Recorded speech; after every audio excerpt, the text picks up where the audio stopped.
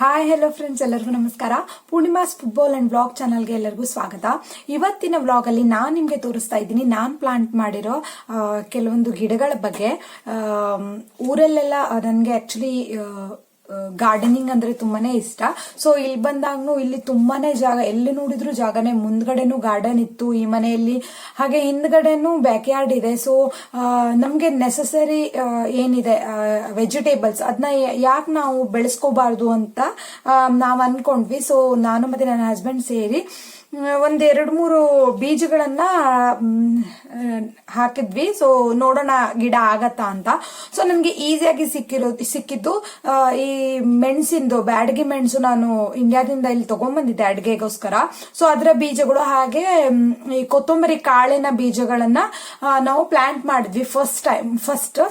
So ಏನಾಯ್ತು, around ಇವಾಗ 10-12 ದಿನ ಆಗೋಯ್ತು.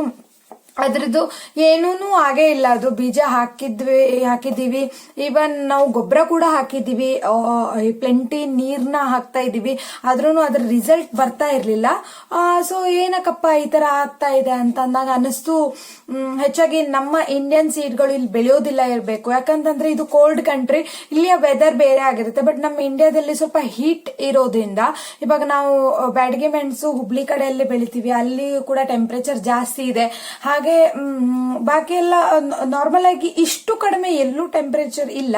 ಸೊ ಹಾಗಾಗಿ ಅನಿಸ್ತು ನಮ್ಮ ಇಂಡಿಯಾದಿಂದ ಏನ್ ನಾವು ಬೀಜ ತಂದಿದ್ವಿ, ಸೊ ಅದು ಹಾಕಿದ್ರೆ ಅದು ಹುಟ್ಟೆಲ್ಲ ಇರ್ಬೇಕು ಅಂತ. ಸೊ ಅದಕ್ಕೆ ನಾವು ಲಾಸ್ಟ್ ವೀಕ್, ಇವಾಗ 2 days ಬ್ಯಾಕ್, ಈ ಮೊನ್ನೆ ಸ್ಯಾಟರ್ಡೆ ನಾವು ಅಸ್ಟಾ ಅಂತ ಸೂಪರ್ ಮಾರ್ಕೆಟ್ಗೆ ಹೋಗಿದ್ವಿ. ಅಲ್ಲಿಂದ ಒಂದು ಸೀಡ್ ಕಲೆಕ್ಷನ್ ಅಂತ ಇದೊಂದು ತಗೊಂಡ್ಬಂದ್ವಿ.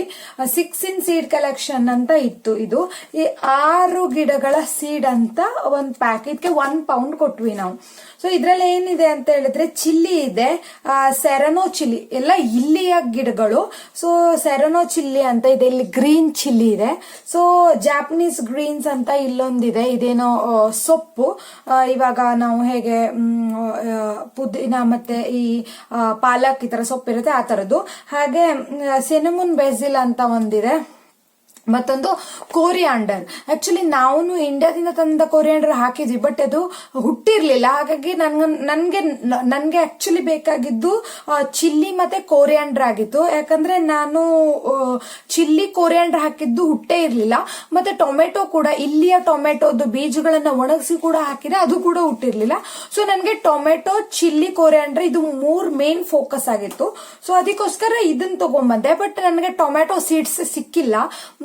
ಏನು ಚೆರಿ ಟೊಮೆಟೊ ಅಂತಾರಲ್ಲ, ಅದ್ರ ಸೀಡ್ ಸಿಕ್ತು, ಬಟ್ ಅದ್ ನನ್ಗೆ ಯೂಸ್ ಇರ್ಲಿಲ್ಲ. ಇನ್ನು ನಾರ್ಮಲಿ ಸಾಂಬಾರ್ಗೆ ಹಾಕೋ ಟೊಮೆಟೊ ನಂಗೆ ಬೇಕಿತ್ತು. ಅದಕ್ಕೋಸ್ಕರ ಇದ್ರಲ್ಲಿ ಅಟ್ಲೀಸ್ಟ್ 2 ಇದ್ರಲ್ಲಪ್ಪ ಅಂತ ತಗೊಂಡ್ಬಂದಿತ್ತು.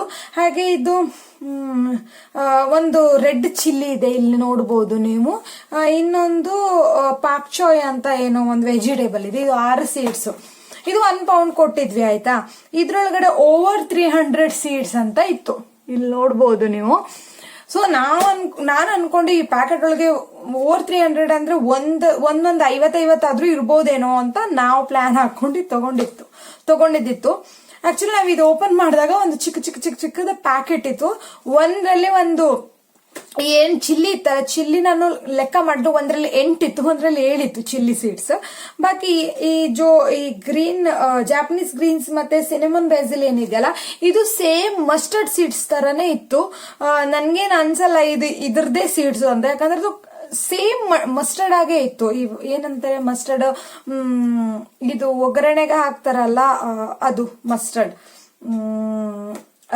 ಅದೇ ತರ ಇತ್ತು. ಸೊ ನನ್ಗೇನೋ ಗೊತ್ತಾಗಿಲ್ಲ. ಕೋರಿಯಾಂಡರ್ ಇತ್ತು, ಅದು ಕೂಡ ಒಂದು 15-18 ಬೀಜಗಳು, ಇಷ್ಟಿಷ್ಟು ಚಿಕ್ಕದು. ನಮ್ದೇ ಕೋರಿಯಾಂಡರ್ ಕ್ವಾಲಿಟಿ ಚೆನ್ನಾಗಿದೆ. ಹಾಗೆ ಇದೇನೋ ಪಾಕ್ ಚಾಯ್ ಅಂತ ಯಾವ್ದೊಂದು ಬ್ಲಾಕ್ ಸೀಡ್ಸ್ ಗಳಿದ್ವು. ಸೊ ಅರೌಂಡ್ 300 ಅಂತೂ ಇರ್ಲಿಲ್ಲ, ಒಂದು ಸ್ವಲ್ಪ ಇತ್ತು. ಆ ಬೀಜಗಳನ್ನ ನನ್ನ ಗಾರ್ಡನ್ ಅಲ್ಲಿ ನಾನು ಹಾಕಿದ್ದೀನಿ. ಸೊ ಇವತ್ತಿನ ವ್ಲಾಗ್ ಅಲ್ಲಿ ನಾನು ನಿಮ್ಗೆ ಅದನ್ನ ತೋರಿಸ್ಕೊಡ್ತೀನಿ, ಬನ್ನಿ. ಇವತ್ತಿನ ವೆದರ್ ಫುಲ್ಲಿ ಚಳಿ ಇದೆ ಇಲ್ಲಿ ನೋಡಿ. ಇದು ಏನು ಅಂತ ಹೇಳಿದ್ರೆ, ಇದು ನಾನು ಕೋರಿಯಾಂಡರ್ ಗಿಡನ ಹಾಕಿದ್ದೆ. ಬಟ್ ನಾನು ನಿನ್ನೆ ನಾವು ಮಾರ್ಕೆಟಿಂದ ಇಲ್ಲಿಂದ ತಂದ್ವಲ್ಲ ಆ ಬೀಜಗಳನ್ನು ಹಾಕ್ಲಿಕ್ಕೆ ಹೋದಾಗ ಒಂದು ಅಚ್ಚರಿ ಕಾದಿತ್ತು. ಅದೇನಂದ್ರೆ ಇಲ್ಲಿ ತುಂಬಾ ಗಿಡಗಳಾಗಿದೆ, ಯಾಕಂದ್ರೆ ಈ ಮಣ್ಣಲ್ಲಿರೋ ಯಾವ್ಯಾವ್ದೋ ಬೀಜಗಳ ಗಿಡಗಳು ಇದು ಗೊತ್ತಾಗಲ್ಲ. ಬಟ್ ಇಲ್ಲಾಗಿದೆ ನೋಡಿ, ಇವೆಲ್ಲ ಕೋರಿಯಾಂಡರ್ ಬೀಜಗಳು. ಇದು ನಮ್ಗೆ ಆಮೇಲೆ ಗೊತ್ತಾಯ್ತು ಹುಟ್ಟಿದೆ ಅಂತ. ಅಂದ್ರೆ ನಮ್ಮ ಇಂಡಿಯನ್ ಕೋರಿಯಾಂಡರ್ ಕೂಡ ಇಲ್ಲಿ ಬೆಳೆಯುತ್ತೆ. ಸೊ ನಾವು ಇಲ್ಲಿಂದ ತಂದಿರೋ ಕೋರಿಯಾಂಡರ್ಗಳನ್ನು ಹಾಕಿದೀವಿ, ಅದು ನಿನ್ನೆ ಮಾತ್ರ ಹಾಕಿದ್ದು, ಅದಿನ್ನು ಹುಟ್ಟಿಲ್ಲ. ಬಟ್ ನಮ್ಮ ಕೋರಿಯಾಂಡರ್ಗಳು ಹುಟ್ಟುತ್ತಾ ಇದಾವೆ. ಇಲ್ಲಿ ನೋಡಿ, ಇವೆಲ್ಲ ಕಾಣ್ತಾ ಇದೆಯಲ್ಲ, ಇದೆಲ್ಲ ಕೋರಿಯಾಂಡರ್ಗಳು. ಸೊ ನೋಡೋಣ, ಇದು ದೊಡ್ಡ ಆದ ನಂತರ ಇದರ ಗ್ರೌತ್ ಸ್ಟೋರಿನ ನಾನು ನಿಮ್ಮ ಜೊತೆ ಶೇರ್ ಮಾಡ್ಕೋತೀನಿ. ಇಲ್ಲಿ ಬಂದ್ಬಿಟ್ಟು ನಾನು ಕೋರಿಯಾಂಡರ್ ಹಾಕಿದ್ದೀನಿ. ಸೊ ನೆಕ್ಸ್ಟ್ ನನ್ನ ಪ್ಲಾಂಟಲ್ಲಿ ಇಲ್ಲಿ ನೋಡಿ, ಇಲ್ಲಿ ಬಂದ್ಬಿಟ್ಟು ನಾವು ನಿನ್ನೆ ಬೀಜಗಳು ತಂದ್ವಲ್ಲ, ಅಲ್ಲಿ ನಾನು 3 ಭಾಗಗಳನ್ನು ಮಾಡಿ 3 ಸೀಡ್ನ ಹಾಕಿದ್ದೀನಿ. ಹಾಗೆ ನಾವು ಚಿಲ್ಲಿ ತಂದ್ವಲ್ಲ, ಚಿಲ್ಲಿನ ನಾನು ಇದ್ರೊಳಗಡೆ ಹಾಕಿದ್ದೀನಿ, ಯಾಕಂದ್ರೆ ಕನ್ಫ್ಯೂಸ್ ಆಗತ್ತೆ ಅಂತ.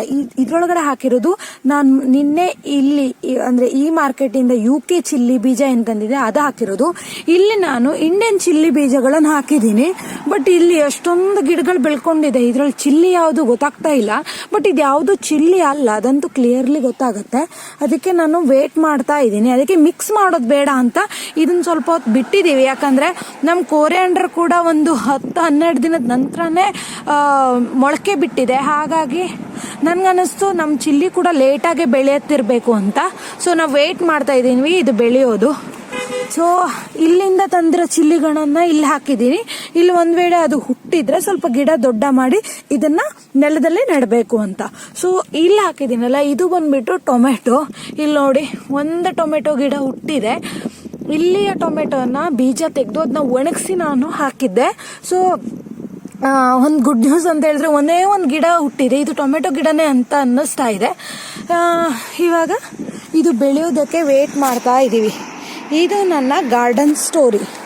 ಸೊ ಹಾಗೆ ಇಲ್ಲೊಬ್ರು ಮನೆಯಲ್ಲಿ ಒಬ್ರು ಆಂಟಿ ಇದ್ದಾರೆ, ಅವ್ರು ತುಂಬ ಒಳ್ಳೆಯವರು. ಅವರಿಲ್ಲಿ ಅವರ ಬಿಟ್ಟು ಅವರು ನನ್ನ ಟೊಮೆಟೊ ಬೆಳೆಯೋದು ನೋಡಿಕೊಂಡು ನನಗೆ ಇದು ಕೊಟ್ಟಿದ್ರು. ಇದು ಏನೋ ಟೊಮೆಟೊ ಫುಡ್ ಅಂತೆ, ಇದು ಗಿಡಕ್ಕೆ ಹಾಕೋ ಚೆನ್ನಾಗಿ ಬೆಳೆಯುತ್ತೆ ಅಂತ ಹೇಳಿದರು. ಬಟ್ ಇನ್ನು ಒಂದೇ ಒಂದು ಗಿಡ ಅಲ್ಲಿ ಹುಟ್ಟಿದೆ, ನೋಡಬೇಕು. ದೊಡ್ಡ ಆದ ನಂತರ ಇದನ್ನು ಹಾಕಬೇಕು. ಸೊ ಇದೆಲ್ಲ ನಮ್ಮ ಗಾರ್ಡನ್ನ ಕ್ಲೀನ್ ಮಾಡಿಸಿದ್ರು ಓನರು. ಹಾಗಾಗಿ ತುಂಬ ಜಾಗ ಇದೆ, ಅದಕ್ಕೋಸ್ಕರನೇ ನಾನು ಇಲ್ಲಿ ಹಾಕಿದೆ.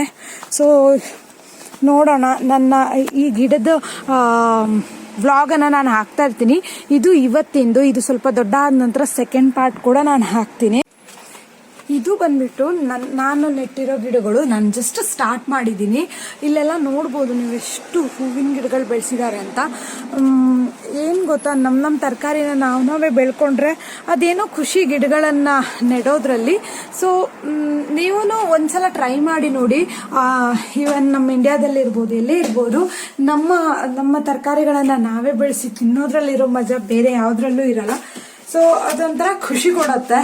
ಸೊ ಇದು ಬಂದ್ಬಿಟ್ಟು ಇವತ್ತಿನ ವ್ಲಾಗ್. ಸೊ ಸೆಕೆಂಡ್ ಥಿಂಗ್ ಏನು ಅಂತ ಹೇಳಿದ್ರೆ, ನನಗೆ ಪೆಟ್ಸ್ ಅಂದರೆ ತುಂಬ ಇಷ್ಟ. ಬಟ್ ಅನ್ಫಾರ್ಚುನೇಟ್ಲಿ ಇಲ್ಲಿ ಪೆಟ್ಸ್ನ ಸಾಕೋ ಹಾಗಿಲ್ಲ. ಯಾಕಂದರೆ ಇದಕ್ಕೆ ಇಲ್ಲೆಲ್ಲ ಸಾಕೋದಿದ್ರೆ ಲೈಸೆನ್ಸ್ ಬೇಕಾಗುತ್ತೆ. ಹಾಗೆ ನಾವು ಇಂಡಿಯಾಗೆ ಹೋಗ್ತಾ ಇದ್ದೀವಿ, ಇಲ್ಲೇ ನಮ್ಮದು ಪರ್ಮನೆಂಟ್ ಅಲ್ಲ. ಹಾಗಿರೋದ್ರಿಂದ ಸೊ ಯಾವ ಪೆಟ್ಸ್ನ ತೊಗೊಳ್ಳೋ ಕಂಡೀಷನಲ್ಲಿ ನಾವಿಲ್ಲ. ಬಟ್ ನನಗೆ ಪೆಟ್ಸ್ ಅಂದರೆ ತುಂಬ ಇಷ್ಟ. ಅದಕ್ಕೋಸ್ಕರ ನಾನಿಲ್ಲಿ ನೋಡಿ ಎಲ್ಲ ತಿನ್ಕೊಂಡು ಹೋಗಿದೆ. ಇಲ್ಲಿ ನೋಡಿ, ಈ ಜಾಗದಲ್ಲಿ ತುಂಬ ಬರ್ಡ್ಸ್ ಬರುತ್ತೆ. ಇದು ನಮ್ಮ ಬ್ಯಾಕ್ ಯಾರ್ಡ್. ಒಂದು ನಿಮಿಷ ತೋರಿಸ್ತೀನಿ ನೋಡಿ. ಇದು ಬಂದ್ಬಿಟ್ಟು ನಮ್ಮ ಬ್ಯಾಕ್ ಯಾರ್ಡ್. ಸೊ ಇಲ್ಲಿ ನಾನು ನೀರು ಮತ್ತು ಇಲ್ಲಿ ಡೈಲಿ ಬ್ರೆಡ್ಡನ್ನು ಹಾಕ್ತೀನಿ ಹಕ್ಕಿಗಳಿಗೆ. ಇವತ್ತೆಲ್ಲ ಆಲ್ಮೋಸ್ಟ್ ತಿನ್ಕೊಂಡು ಹೋಗಿದೆ. ನೆಕ್ಸ್ಟ್ ಟೈಮ್ ಇಲ್ಲಿ ದೊಡ್ಡ ದೊಡ್ಡ ಪಾರಿವಾಳಗಳು ಇಲ್ಲೆಲ್ಲ ಹಕ್ಕಿ ಹಾರ್ತಾ ಇದ್ದಾವೆ, ಹಕ್ಕಿಗಳೆಲ್ಲ ಬರುತ್ತೆ. ಸೊ ಅವಕ್ಕೋಸ್ಕರ ನಾನು ತಿಂಡಿ ಇಡ್ತೀನಿ. ಎವ್ರಿ ಮಾರ್ನಿಂಗ್ ಇಡ್ತೀನಿ. ಮಧ್ಯಾಹ್ನದೊಳಗಡೆ ಇಲ್ಲಿ ಬಂದೆಲ್ಲ ತಿನ್ಕೊಂಡು ಹೋಗ್ಬಿಡ್ತವೆ. ಸೊ ಅದು ನೋಡೋಕ್ಕೆ ಖುಷಿ ಆಗುತ್ತೆ. ಹಾಗೆ ನಮ್ಮಲ್ಲಿ ಗಾರ್ಡನಲ್ಲಿ ಒಂದು ಇದಿದೆ, ಯಾವಾಗೋ ಪ್ಲಾಂಟ್ ಮಾಡಿರೋದು. ಬಟ್ ಇದರಲ್ಲಿ ಯಾವುದೋ ಹಕ್ಕಿಗಳು ಯಾವತ್ತೂ ಬಂದಿರೋ ಥರ ಕಾಣಿಸ್ತಾ ಇಲ್ಲ. ಇಲ್ಲಿ ನೋಡ್ಬೋದು ನೀವು, ಇಷ್ಟು ಚಿಕ್ಕದ್ರಲ್ಲೇ ಹಕ್ಕಿ ಬರಲ್ಲ ಅನ್ಕೋತೀನಿ. ಇದೆಲ್ಲ ಕಿತ್ತೋಗ್ಬಿಟ್ಟಿದೆ. ಬಟ್ ಈ ಥರ ಗೂಡುಗಳು ಇಲ್ಲಿ ಎಲ್ಲ ಕಡೆನೂ ಇರುತ್ತೆ. ಸೊ ಇದು ಬಂದ್ಬಿಟ್ಟು ನಮ್ಮ ಬ್ಯಾಕ್ ಯಾರ್ಡ್. ಇಲ್ಲೂ ಕೂಡ ಜಾಗಗಳಿದೆ ನೆಡಲಿಕ್ಕೆ ಗಿಡಗಳನ್ನು. ಬಟ್ ಇಲ್ಲಿ ನೆಟ್ಟಿಲ್ಲ, ಯಾಕಂದ್ರೆ ಅದು ಮುಂದೆ ನಮ್ದು ಕರೆಕ್ಟ್ ಆಗಿ ಆಗತ್ತೆ ಅಂತ. ಬಂದ್ಬಿಟ್ಟು ಇವತ್ತಿನ ವ್ಲಾಗು ನಾನ್ ಬೆಳೆಸ್ತಾ ಇರೋ ಗಿಡಗಳ ಬಗ್ಗೆ ನಿಮ್ಗೆ ತೋರಿಸ್ಕೊಟ್ಟಿದೀನಿ. ಇನ್ನು ಏನಾದ್ರೂ ಗಿಡಗಳನ್ನ ನಾವಿಲ್ಲಿ ಬೆಳೆಸಬಹುದು, ಅಂದ್ರೆ ತರಕಾರಿಯಲ್ಲಿ ಏನಾದ್ರೂ ಬೆಳೆಸಬಹುದು ಅಥವಾ ಸ್ಪೆಸಿಫಿಕ್ ಏನಾದ್ರೂ ಗಿಡಗಳನ್ನ ಹೇಗ್ ಬೆಳೆಸಬಹುದು, ಅದಕ್ಕೆ ಏನ್ ಹಾಕಿದ್ರೆ ಬೇಗ ತರಕಾರಿಗಳೆಲ್ಲ ಬೆಳೆಯುತ್ತೆ ಅಂತ ನಿಮ್ಗೆ ಏನಾದ್ರೂ ಟಿಪ್ಸ್ ಗೊತ್ತಿದ್ರೆ ಕಮೆಂಟ್ ಮಾಡಿ ಹೇಳಿ. ಇವತ್ತಿನ ವ್ಲಾಗ್ ನಿಮ್ಗೆ ಇಷ್ಟ ಆದ್ರೆ ಈ ವಿಡಿಯೋನ ಲೈಕ್ ಮಾಡಿ, ಶೇರ್ ಮಾಡಿ, ಹಾಗೆ ನನ್ನ ಚಾನೆಲ್ನ ಯಾರೆಲ್ಲ ಸಬ್ಸ್ಕ್ರೈಬ್ ಮಾಡಿಲ್ಲ ಅವರೆಲ್ಲ ಸಬ್ಸ್ಕ್ರೈಬ್ ಮಾಡಿ. Thank you, bye.